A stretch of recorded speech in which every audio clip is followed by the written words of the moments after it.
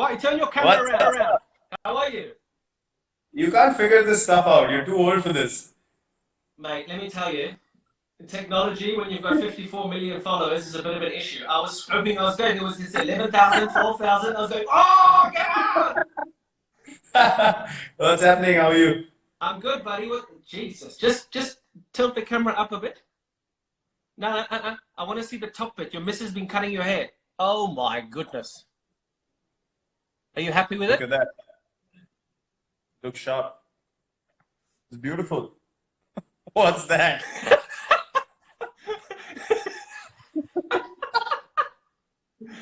That's why I'm wearing a cap. I got some bad. Yeah, I got half an hour of bad Did you stuff. get your head mowed? I had the lawnmower out. I was just gonna say that. How's the family? We're good, buddy. We're good. Where are you? Are you Mumbai or where are you?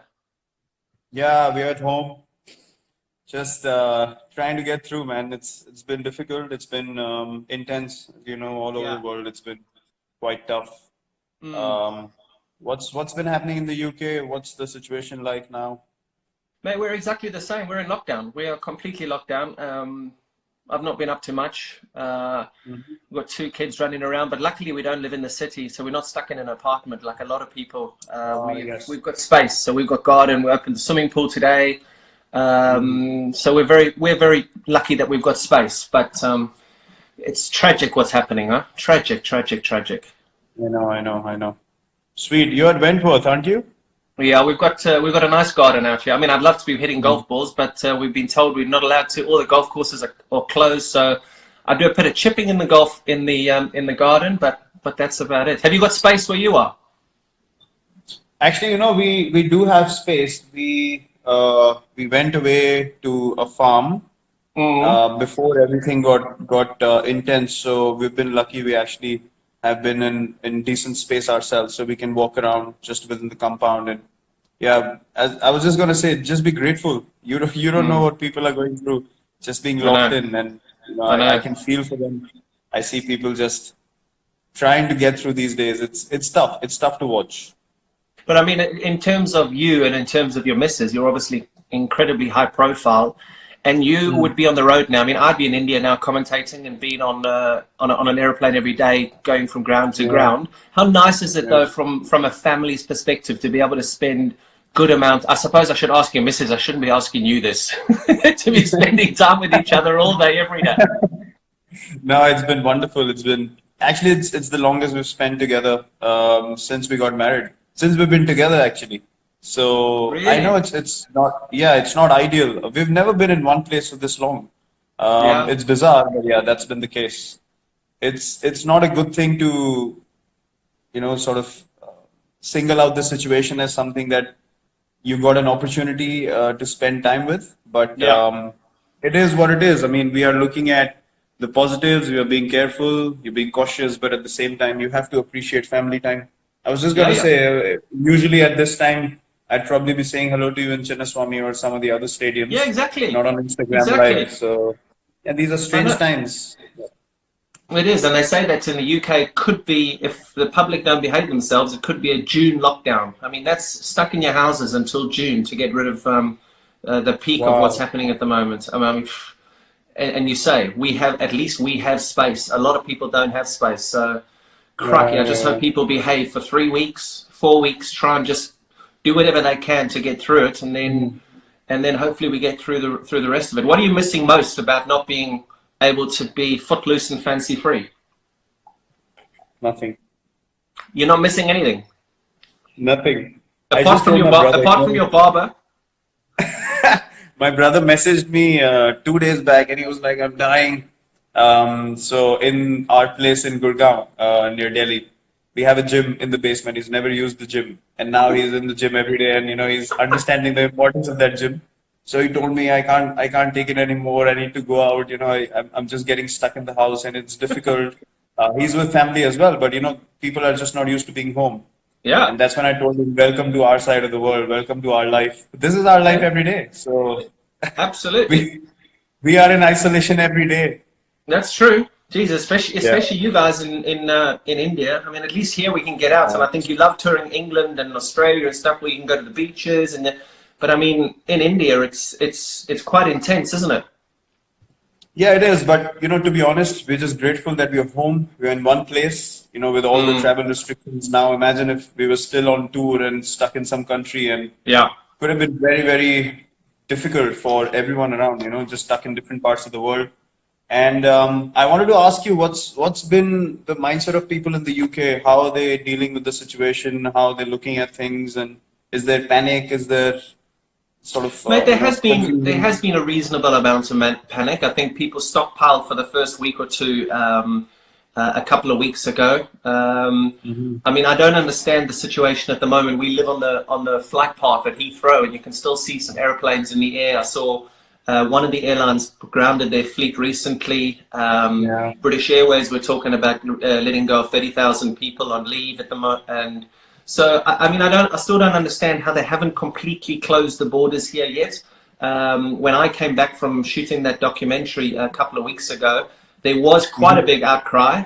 I flew in from, where was I? Where did I fly? It was Mumbai or Delhi. I flew in from somewhere, and I walked straight through the border. No one's checking temperatures. At least in India, they were checking our temperatures before I even went into the hotel in Delhi. We had our temperatures checked. Everything was being checked, but it was very lackadaisical here, and apparently it's still the same way at the borders, which is, I mean, it's crazy to think it's going on like that. Crazy, and the numbers are just going, they skyrocket. I know Skyrocket. that's strange to hear.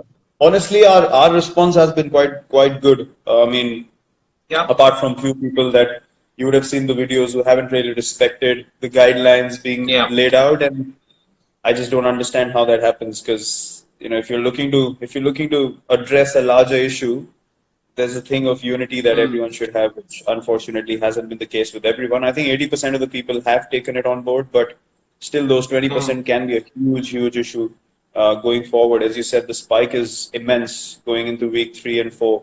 So I just hope that Yeah. people, get some sense into them and just How are stay you off the training? Are streets. you training? We actually got all our stuff put into a big car, and we got our stuff here. Everything that, because I knew that if this goes on for longer, you still need to be able to train, and so I've got my lifting Olympic bar and plates, and there's a little garden to run around, and All right, so E-man. yeah, All right, E-man. me and Anushka have been training well. Mate, Yes. I've seen it. Don't call it an Olympic bar. You need to be calling it something, because the last time I saw legs like yours, they were hanging outside the nest. Little pencil legs. Here they are. Little pencil legs. It helps. It helps when you got big legs like yours, and you still pop a calf muscle. I've never popped my calf in my life. Hey, remember that. It looked like someone had shot me. It was in Pune. I knew I was standing in slips, and I was like, "What the hell just happened to him?"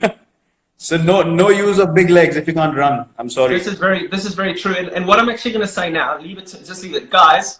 Me and Virat are having a conversation here, and I know that there's a lot of people are very interested in this interview. We're just talking as friends. We're talking as buddies, and we're going to go back to 2009 now. We're going to talk about Bangalore, and we're going to have some fun. This is just Virat and I having some fun. This is not for any journalist to take this on one way or another way and to create ridiculous headlines. So please, if you're going to do that, then it's obviously going to finish off any conversations between people who just want to give normal fans some content. So just please respect the conversation. Dude, Okay, hold on. Don't worry about this big lecture, because no one's heard you. This is going to go off anyway, so just carry on. Okay, I tried. Yeah, that's good. Listen, RCB. Yeah, go on. Talk to me about the bloke in the middle of the picture that I posted this morning on Instagram. There was a guy that I posted in between, that guy that's perfect and pure and has the most amazing beard, compared to this guy in 2009. Well, I don't recognize him anymore, to be honest. I do. I know you do. Yeah, I know. Good old days, but we had a lot of fun. We had amazing times together. I think right from 2008. You came in 2009, didn't you? Yeah, 2009 was, I think, yeah, that was my first season, yeah. Yeah, 9 and 10, you were with us. Yeah, 2009 is when we really sort of got it going. We really hit off well from day one. And yeah, they were good times. I mean, you obviously came in as the star player, like the big KP and, this all over South Africa, brew, bloody hell. Yeah, but it was fun. I remember all those days and playing with Jock and Dale and Mark Boucher as well. Fun times. We had Ruloff. Rahul in our team. We had Yeah. Kumble Anil in the Kumble, team. Rahul Dravid, Robin. Dale Steyn. We had a gun team. Yeah. Manish came on board. Manish Pandey got a century in that season. Remember, he got a century there at Centurion Park. Yep. You What know were you what's the learning? most? What You remember Jesse Ryder and Ruloff Van der Merwe? I forgot about those two. Jeez. You We cannot won't tell the forget story about both of them Ruloff. in that season. They were the highlight of that whole season. How can you forget both of them? That's true. They were bad news. They were bad news together. Justice. That Ruloff Van der Merwe. You gave him anything that looked like a bottle of wine, and he just turned into somebody who was. Oh my goodness. It was. I mean, the yeah, kind of that things was he's funny. done, I can't really talk about them. Every single time I get asked a question about you, I always refer to the questions, even though you were a bit of a. In 2009, you always sat next to the right players who you wanted to learn from the most. You had a very inquisitive brain when you were sitting next to the Callises, the Kumbles, the Dravid. You just wanted to learn, didn't you? You just wanted to be the best player. Yeah, I mean, it was pretty obvious. I mean, for a youngster having all of these people around yourself when you came and you were at the peak of your career, and for me, it was just an opportunity to just absorb as much as I can. If I wanted to go higher and higher, I just had to do it. So, yeah, it was a no-brainer for me. There's different ways you can look at the IPL. Nowadays, there are a lot of youngsters who still ask those questions. I'm not sure of the other teams, but the people that we interact with, the guys in the Indian team, they ask those questions, which are, the right questions. So, yeah, it's basically how you look at things, and I always wanted to just be the best version of myself, and learning from you guys was a no-brainer. Did you think that you would become as good as you become? Never. I was just talking to my coach the other day, 2 days ago. If someone told me 12 years ago you'll have these numbers after 12 years, I would have told them to get lost. No chance. That's amazing, huh?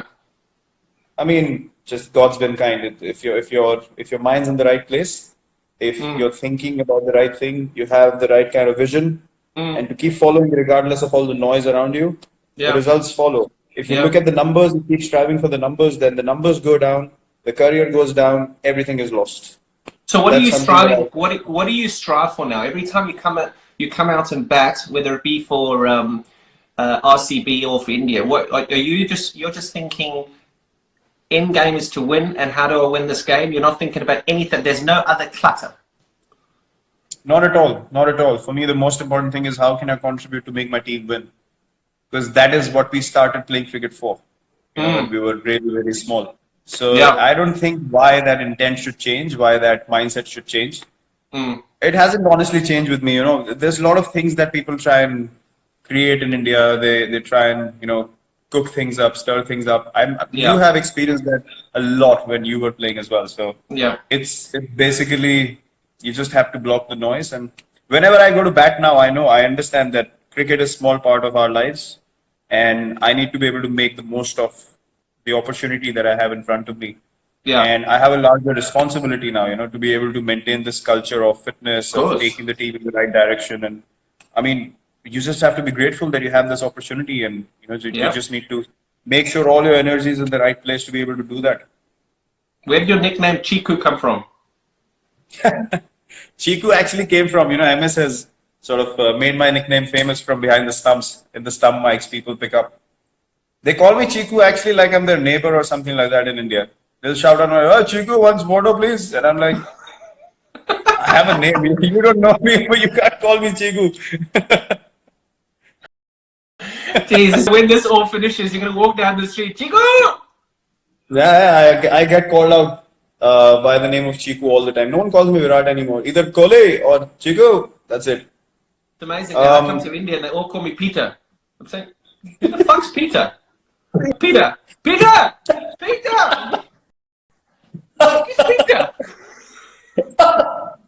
No, I got this nickname by a coach we had in the state team, actually the Ranji Trophy, our first class teams. And I used to have big cheeks back then. And I had in 2000. Sorry. You used to have what? Big cheeks. Big cheeks. Cheeks, yeah. Thank you. Thanks for clarifying. I didn't hear you correctly. I had big cheeks back then. In 2007, I thought I'm losing hair. My hair's shedding. I'm having a massive hair fall. So I got my hair cut really short, like yours now. I look like a clown, and I have big ears. So my cheeks stood out and my ears stood out. And so we used to have this comic in India, like a comic book when we were growing up, called Champak. It was called Champak. Yeah. And there was a rabbit in that comic. That character's name was Chiku. So the coach called me Chiku the rabbit because I had big ears. So that's where the nickname came from. And then people started taking it up, and it went up to God knows where. Brilliant. And tell me, RCB, a lot of people, since this thing went out, I've had such a busy phone in the last 24 hours. I mean, it's crazy. Why? And one of the big things was they want to ask, why have RCB not won a title yet? I mean, we get asked it all the time. We have to try and explain it in the commentary box. It's like, oh my God, geez, just stop asking the same question. Do you get sick of the same questions? Look, when you have in like history in the previous seasons as well, when you've had the biggest players who played for RCB, obviously there's going to be much more attention on the team. Now you see, even with this team, myself, AB, Chris Gale, Dale had played recently as well, and all these great big players have played for RCB. So we're always going to be more in focus. But we actually spoke about it. We've reached 3 finals. We haven't won either single one of them. We've reached 3 semifinals. But those things are irrelevant. Those things are irrelevant as till the time you don't win that title. So look, we feel the same as everyone, to be honest. We keep talking about the team that we have. Even when we've had the best teams, we've just not been able to do it. But yeah, that's one of our main goals. We actually deserve to win a title, to be honest, because. Is that something that you are focused on now? We'll move on to Indian cricket in a minute, but is that something that, I mean, you've achieved almost every single thing in the game. Your numbers are crazy. Do you really want to win an IPL? Actually, I've realized something, that to go after something so badly, it keeps running away from you. And I remember all the times when we've done well in RCB, we've never thought of whether we're going to win the IPL or whether we're going to reach the semis or knockouts or anything like that. But it's just that added pressure. Whenever we've played in the recent past, we've just thought, this is the season, and it's just blown us all over the place. So I think we just need to get that joy back. And at this stage of my life, to be honest, I give everything that I have on the field.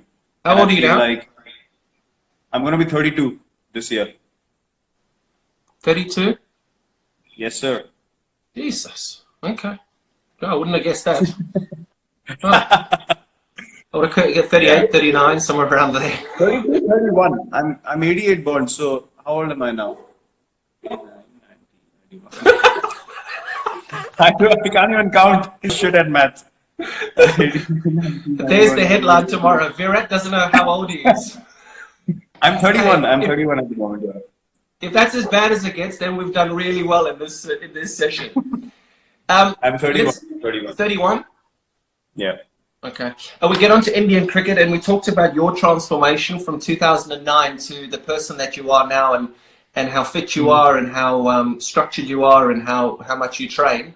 Was that something that you desperately wanted to bring to Indian cricket? I remember playing against India when my first time I played against India was 2006. We toured India after that 2005 Ashes, and there was Tendulkar, Laxman, Dravid, Kumble, Harbhajan, Ajit Agarkar, Zahir Khan, Ashish Nehra. All these guys were playing. And I mean, you'd hit it to extra cover and you'd run 4. Yes, no problem. You just run 4. Whereas now, the team that you've got, you hit it to extra cover, you don't even think about running. Is that something that you've been so focused on and dedicated to bringing to Indian cricket, that strive to make sure that in the field, we're the best? Look, I started playing in 2008. I saw 2009, 10, 11 is when we won the World Cup. When you played that shit shot and we drew the game in Bangalore. 11 is when I got you out stumped down the leg side without bowling a legitimate. We're gonna get there. We're gonna get there. Just talk about you. Okay. So I saw 2009, 10, 11. These were my regular years with India, and then 12. That England tour when we came to England in 2011. Yeah. We lost badly there. Yeah, you did. 2012. You got whacked. 2012 Australia tour was a difficult one as well. So I thought, there's always a natural transition that happens in every team. And I was lucky that I was in the center of that transition when it was happening. And I got the opportunity to see both sides of things, like what we were lacking as a side and what the world was catching up on, and they were becoming far more superior compared to us. So the plan was clear. I mean, when the next lot of players come in, this is the direction we're going to go in. And to be honest, I was lucky that I played with a group of players who were driven, similar age group, and together from number 7 or 8 in the world in Test cricket. For 3 years now, we've been number 1. So it's been quite an astonishing journey. It's quite unbelievable, to be honest, because we had no experience and we beat everyone, most places. We competed everywhere we went in the world, and it's just that to be able to come to the top of world cricket again has been a great journey. But then again, it gave us a vision, a goal to achieve, and all our focus was towards that. With the IPL used to India now, and they're a lot more competitive. I remember we came to India and actually beat India in 2011, 2012, and that's because of us actually feel at home in India as foreigners. True. India have an issue traveling abroad. They have a real issue traveling abroad. What do you think the biggest issue for you guys is traveling abroad? I'm talking results. Now, to be honest, before when we used to tour, it used to happen sporadically. Like we would come to England every 3 or 4 years, nothing. But India, you guys would come every year for the IPL and get used to the conditions and so on and so forth. But now, when there's so much cricket happening, we don't feel any conditions are alien, to be honest. Now, I feel like traveling to other countries and playing at home is a level field. Anyone can beat anyone anywhere. Because we're playing each other so much in different conditions all the time. Australia, I remember we went to Australia for a whole tour, and then suddenly 3 weeks after that, they were in India playing ODIs against us. Yeah. That would never happen before. So now it's not a question of whether we know the conditions or not. It's all about the mindset, the fatigue, whether you play too much cricket, whether you're ready mentally, physically or not. So I think those are the challenges now. Now we don't feel like any condition is sort of alien to us, and that I think is the most exciting part. Do you feel like you play too much? I remember in my career, I was having huge arguments and disagreements with the ECB because of my schedule. And all I wanted the ECB to manage was my schedule, because I was playing every T20 game, every one-day international, every test match cricket. And I didn't want to miss out on the IPL, which is what guys don't miss out on now. Do you feel like you play too much cricket?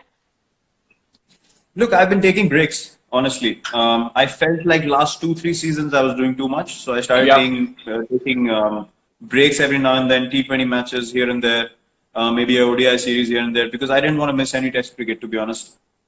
And T20 cricket in between, I just felt like there were too many games that had no relevance, and I'd spoken about it in the press as well quite a few times that you just can't have matches where you have zero sort of motivation or energy, and I don't like to play like that.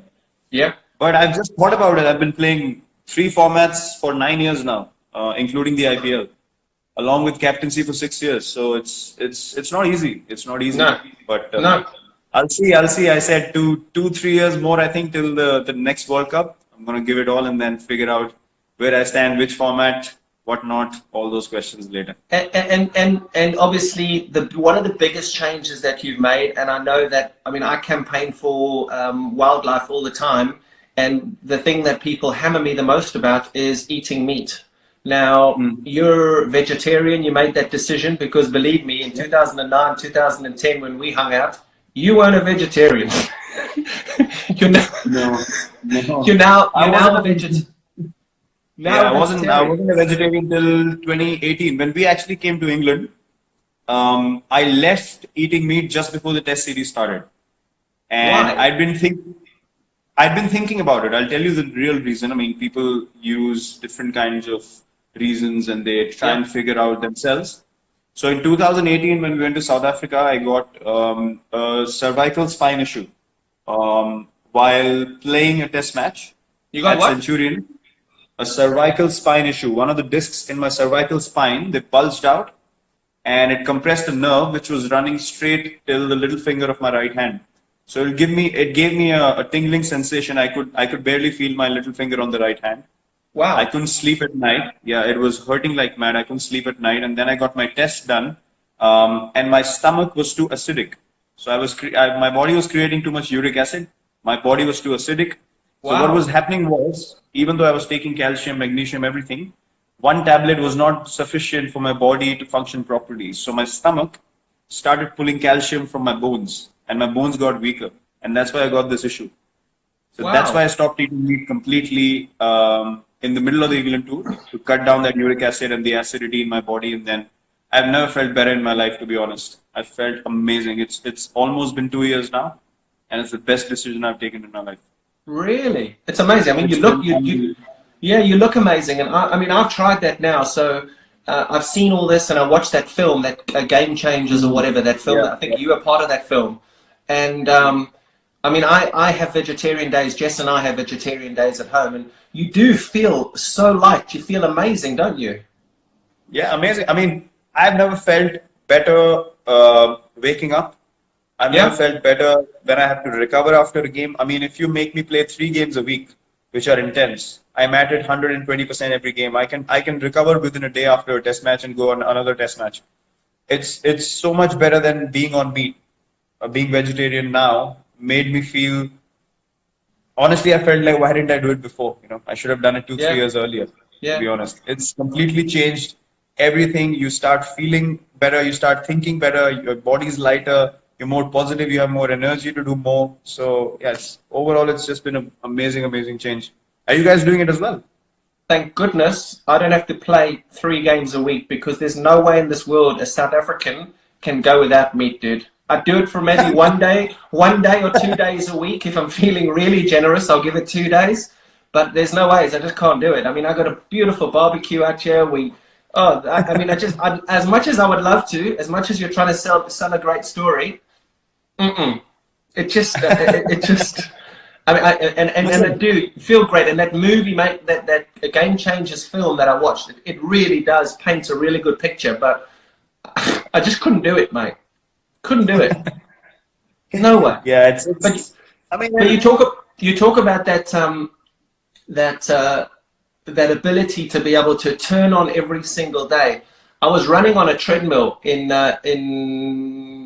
geez, I don't know where it was, and MS came and jumped on the treadmill next to me. And mhm. first of all, to see MS in the gym at that stage, I was like, oh, Jesus, what are you doing in here? Um, and we started talking about you and started talking about your leadership. It was at the time that he was just starting to finish in that. And he said one of the things that he said that would interest him would be whether or not you would be able to maintain that energy on the field, that excitement on the field, that aggressive leadership on the field. And I said to him, I said, Jesus, I said, surely you cannot love cricket that much that you want to just start swinging punches every time you walk out onto the field.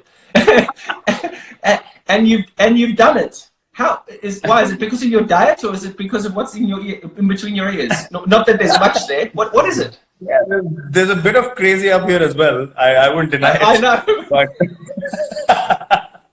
look, as I said, I mean, I know, and you can ask MS that as well. When I played under MS, I was in his ears every over. Maybe we can do this. Maybe we can do that. If there was a time where you had to field on the boundary, I would run from long on to long on. I wanted to be in the right place at the right time.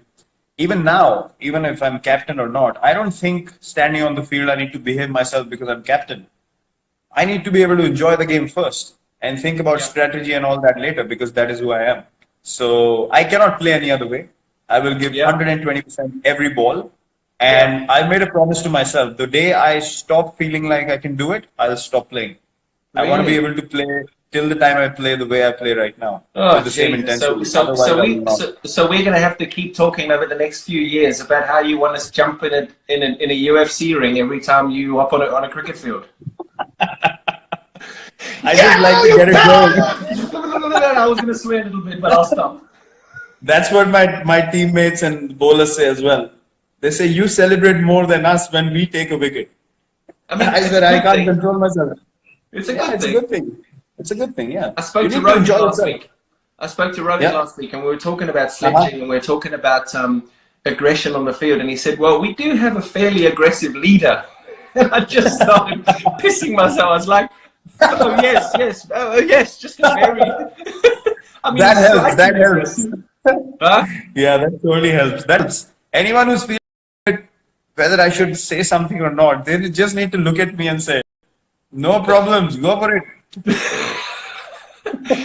But clearly you love the dudes off the field, and you just get into that. It's Mm-hmm. called white line fever, isn't it? Where you get over that white line, and I know there's Yep. millions of people who are going to watch this and are seeing this. You just have the white line fever where you will just do anything within the rules to win the game for India. It's simple. Yep. Yep. Absolutely. And it's look. I've known you. I've known you for a lot of years now, and people say I've experienced something very strongly. When people don't know you, they have a very, very different picture of you that they paint in their heads. And I have no problems in people thinking that the person might be like this. But when you don't know the person, when you haven't interacted with the person, for someone to say that the guy is like that, I don't Yeah. agree with that because Yeah. you can't create a reality for someone else in your own head and then treat them accordingly. I never do that. Yeah. I would meet people. I would get to know you, even though I see your body language on the field and I feel like, oh, that doesn't seem really nice. But if you meet me outside the field and we got along, I Yeah. got along with Bouch. There were different views about Bouch as well. I got along with him amazingly well, with you as well. So it's about accepting people the way they are, and I think that's important. You Yeah, step yeah. off the field and you accept people as just human beings. When your competitive spirit comes out, there's no problem in being competitive, being aggressive. You've had duels on the field. It never gets to physically punching someone in the face. I mean, it would never get to that. It's Maybe. basically just yeah. Maybe with you it could have a few times, but not with me. Not with me. I'm too small. I can't take on the big guys physically. That helps. Does the IPL and the friendships that you've created in the IPL make it difficult to, when you're playing against Australia, to give a volley to a teammate in another opposition, or does it not matter? When you're playing for India, you're playing for India, and I don't care if you play for RCB with me, without me, whatever it is, I'm going to beat you, and that's it. Look, IPL has definitely made things much better when it comes to respecting people, especially when you get to know someone. You don't feel internally. I mean, I played against AB. Never in my dreams will I think of sledging AB. It just won't come to me naturally. Yeah. I would just say, okay, if an opportunity comes to me, I'm trying to take that opportunity with both my hands any day of the week. I want to get him out, but I won't get into his face in a way that it can spoil our friendship, our relationship, because you Exactly. understand at the end of the day, those things last you longer in life. So whoever you get to know, obviously, it's a mutual respect. Both ways, the line is not crossed. But otherwise, we're always looking for something spicy to get into the zone eventually because you want to be at your best. And if that's what gets you on, why not? What's been your most fun innings? I'm not going to ask you what's been your best innings. What's been your most fun innings? Because I actually got asked this in an interview a couple of months ago. I was doing something and I said, what's been your most fun innings? And I was like, shit, I've never been asked this before. It's always, what's your best innings? What had the most impact? What's been the most fun? The one where you just got, that was so much fun. It's just like, Jesus, I just got there and I just went bang, bang, bang, bang. Do you have any? Yeah, it's a tough question, isn't it? Yeah, I do have one. It was against Kings 11 in the IPL. It was, I think, a 13 a 14 over game or 15 over game, and I got 112 overs. I remember. And yeah, so that was one of the days where I felt like, geez, I'm just connecting everything, and you just felt like you couldn't get out. And I've never felt like that before. Just to be able to hit every ball and not have that fear of getting out, it was amazing. So that has been my most fun innings. What about you? And talking, mate, it was such a long time ago. Huh? Do you remember? No, I'm sure you don't remember any of your innings after I got you out. You know, I was going to talk about your bowling there, but the one before I get to your beautiful length that you used to bowl and that very traditional action. Excellent. What you talk about fear, and there'll be a lot of youngsters watching this, and people say, "Oh, play without fear. Don't worry about the consequences." For youngsters watching this, in your position, walking out to bat. Now you're lucky. You've made it in the game. You're the best that's playing at the moment. Your numbers are fantastic. At the start of your career, or in the middle of your career, even now, what's been your lowest? The lowest you've been? What's the lowest you've been in your career? I think the lowest point in my career was the England tour in 2014, where that's one phase where I felt like, when as a batsman, you're going to get out in the morning when you wake up. That was the time I felt like that there's no chance I'm getting runs. Really? And yeah, to be able and still to get out of bed and just get dressed for the game and to go out there to go through that knowing that you will fail was something that just ate me up. It just demolished me completely. And I promised myself I'm never going to allow myself to feel like that ever again in life. But that was the lowest point and that happened for all the younger guys listening to think right in the game. That happened because I was too focused on doing well from a personal point of view. I wanted to get run. I could never think of what does the team want me to do in this situation. I just got too engulfed with England tour. If I perform here, Test cricket, in my mind, I'm going to feel established and all that crap on the outside, which was not important at all. It just ate me up. I just kept going into a downward spiral, and I just couldn't get out of it. Horrible. And technique-wise, is it all about just making sure that you prepare well? I talk about training well, making sure that the day before you don't leave any stone unturned, so that whatever happens in the bright lights just happens, but you've got to be able to practice well. Is that right? Yeah, that's true. But, when you're playing so many games now, and me and AB have spoken about this quite a bit, we don't come to every session and we don't bat for long periods anymore. So if I have 2 sessions and I go to the first one and the first one's precise, I would take the next day off, relax, make sure I'm physically right and good to go 120%. I would not go to the ground just for the sake of it. If I'm not getting anything out of that practice session, I will not go to the stadium anymore. So that's obviously a gradual change, but at the start of my career, I wanted to learn, I wanted to see as much as I could. I wanted to observe other people, and that was a different kind of preparation back then. But now it's become sort of different. And I think technique also, it's everything's mental. I mean, you've played in a time where you were walking and hitting fast bowlers. Coaches don't teach you that.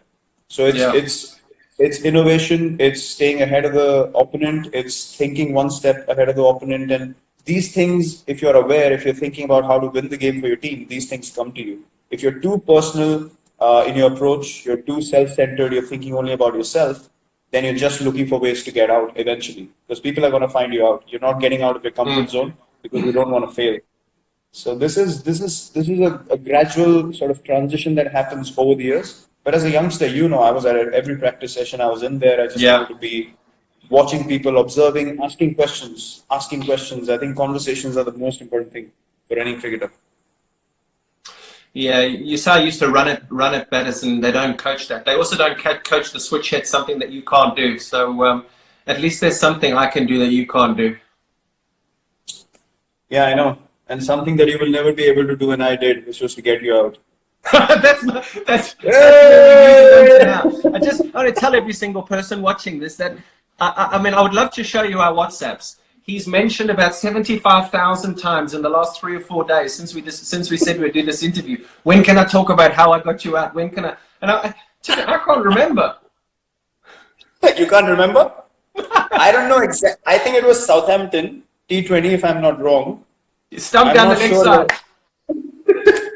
It was your famous one leg flick where they took your back leg off the crease and MS got you stumped. And by the way, I'm the only bowler in cricket history. Know this. I'm the What? only bowler in the history of cricket to get a wicket in international cricket without bowling a legitimate delivery, and you were the batsman. I got you stumped Seriously. on a wide ball. It was 0 balls, 1 wide, 1 wicket. No one's done that. No one. The Wow, thing thank you is, so much. the thing is, there's method in my madness, mate. I just wanted to be able to produce something for you that was something we could talk about all if in the future years. When you join us in the commentary box, it'll be something we talk about that we show. I mean, it's You know, friendship. I saw you walking off, and you'd played with me 2 years, and you wouldn't even look at me. I was celebrating. You were so embarrassed. You just looked down and you walked away. And I laughed so hard after that game. I was like, bloody hell, he didn't want to look at me because I would have laughed in your face. Oh, wow. I think I might have Good. broken a bat there actually because I just thought see this forever, and it's still happening. And that was what 9 years ago. Prick. The thing is, as well, it's MS too. So I mean, we're having some fun with commentary with MS a few years ago, and Jesus, he never got me out. So there's a lot of people who'll be watching this too that always say, "Oh, you're MS Dhoni's first Test wicket." I referred. I referred it, and it was not out. Remember? Yeah. And they were, "I'm your first Test wicket. I'm your first." He even fucking said it on commentary when I was interviewing. Look, the thing is, MS has a point because it came up on the stump mics, but nothing came up on the hotspot. So he has a point. Bullshit. Don't you start backing him. Yours was out. You got me out. He never got me out. Mine was legitimate. You can never question that.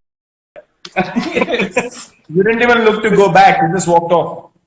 No, I was never getting out to MS. To you, I don't mind, but at least that action I could at least sort of talk about. Well, I mean, I didn't really pick it up. It came at an angle. It came at that kind of angle. MS had a bit of a conventional thing, so I was like, I cannot get out to that. That is filth. That was a fast bowling. Who's the best? Who's your favorite batting partner? Before we'll finish off with fans and social media now. Mm-hmm. Who's your favorite batting partner? Favorite batting partner? Two people that I've enjoyed the most batting with. I love guys who can run really well and who understand my calling and intent to run. So I think MS, when playing for India, we've run the best together, and AB otherwise. I mean, AB and me are like, we don't even need to say anything. It's just the partnership flows. We don't talk cricket as well in between, and it's just amazing. Yeah. Brother, I've got a load of stuff here that I just want to go over, just fans, social media, and I mean, I suppose we play to entertain. We play for the fans. We're sitting in a situation at the moment where we're having to entertain on Instagram Live because you can't go and slap bowlers all over the Chinnaswamy Stadium because of what's happening in the world. But how important are fans to you? How important? I mean, I just did a little thing here now. Social media. I looked on Instagram now. Ronaldo, 210 million followers. Messi, 146 million followers. You've got 53 million followers. You've got Federer at 7 million, Hamilton at 15 million, Tom Brady at 7 million, McIlroy at 2 million, Bolt at 9 million. Does that come with responsibility? It does. It does. Honestly, I see a lot of backing and love from genuine fans on social media now. The good thing about social media now is that they're able to show you that support and that love in times that other people are not really willing to.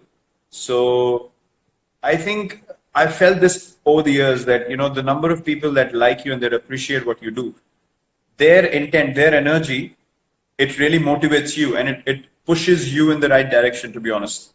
Because without their contribution, without their energy and them wishing well for you, you wouldn't be able to do what you're doing on a daily basis. There's no chance to be able to get this motivation every day. You walk into a stadium, people are just shouting your name, 30, 40,000 of them. You just get into a zone. There's no denying that. So I mean, these are things that you can't replicate anywhere else, and I absolutely have total respect for that. Fans that genuinely love the game, genuinely love what you do, and they respect good and bad equally. I hats off to them, honestly. Big respect. I tell you something, you talk about the fans going crazy. I mean, when you walk on the field anywhere in India or wherever, I mean, it's chaos. And I remember playing with Tendulkar, with Sehwag, with UV and MS, and it being exactly the same way. One thing I will tell you is that when that happens now and you say you get into the zone, just appreciate it, because if I think there's one thing that I miss, I remember playing all those days and you walk onto the field. I remember just playing at the Ferocia Kotla for Delhi and having that one bumper season, and for the rest of the time it was just like every time I walked out, KP, like you've got to just, you really have got to just, you've almost got to just bottle it up and just remember it, because dude, those are the best days of your life when people are going crazy like that. Absolutely, I totally agree with you. I think these are things that one needs to appreciate. We are a bunch of the lucky few that get to experience this. Yeah. Even today, with you speak about difficult times now, and you understand that the kind of place you are in right now. You said you have space to move around. You have a garden. You have a pool. I see the current situation where people don't have jobs. They're struggling on a daily basis. Yeah. You can't have any other feeling than to be grateful. Just have the most amount of gratitude you can, because God has put us in a place where we don't have to go through those moments. And if in this place as well we sit down and complain about things, I don't think that that's fair. So just looking at what's happening all over the world, it just makes you feel, where was I really heading? Which direction does my life really want to go in? And I think this time will really make us all reflect on it. So yeah, this is indeed a blessing that we have. I'm going to finish off now. We're going to finish off just with some fans' questions. I went through a load of them. There's about 5 or 6 here, and then I just want one other thing, and then you're done and dusted. You can go back to sweeping the floor and mopping your bathroom. Ronaldo or Messi? Ronaldo. Why? Work ethic, drive, passion, all the crap, noise on the outside, deflect it, move ahead, know what you need to do, and just get done. Will you shave your beard off? No. Why? Chico! No, I don't have cheeks anymore, but Chico! I look horrible without a beard, so I would never have shaved it off. Never. Favorite destination to go with your missus? No cricket. Favorite destination? No cricket. Queenstown. We went the year before we went to New Zealand. Last year, 2019. Queenstown, hands down #1, and then wildlife safari in South Africa. We need to come to your lodge next. Yeah, well, let's hope we get some time. It's crazy there. I mean, it's amazing, that whole tourism industry, the whole travel industry. I mean, there in Kaziranga, where I was a couple of weeks ago, that's completely shut down for tourism. And then South Africa is completely shut for tourism. And goodness, I got so many of my mates there now. I mean, we've had to close our lodge. We're looking after our staff and making sure that they've got 100% pay, because they are just amazing. But geez, it's a sad situation. But you'll do that. You guys will get out there for sure. Favorite cricketing memory? Actually, coincidentally, you just called me on the day that we won the World Cup, so that has to be the favorite cricketing memory for me. Was that 2011? Yeah, today. Really? Okay. What a day to call, KP! And I'll only like this one if you answer it the right way. Now, be very careful how you answer this, because this could end badly for you. Your favorite commentator? My favorite commentator is... It's easy.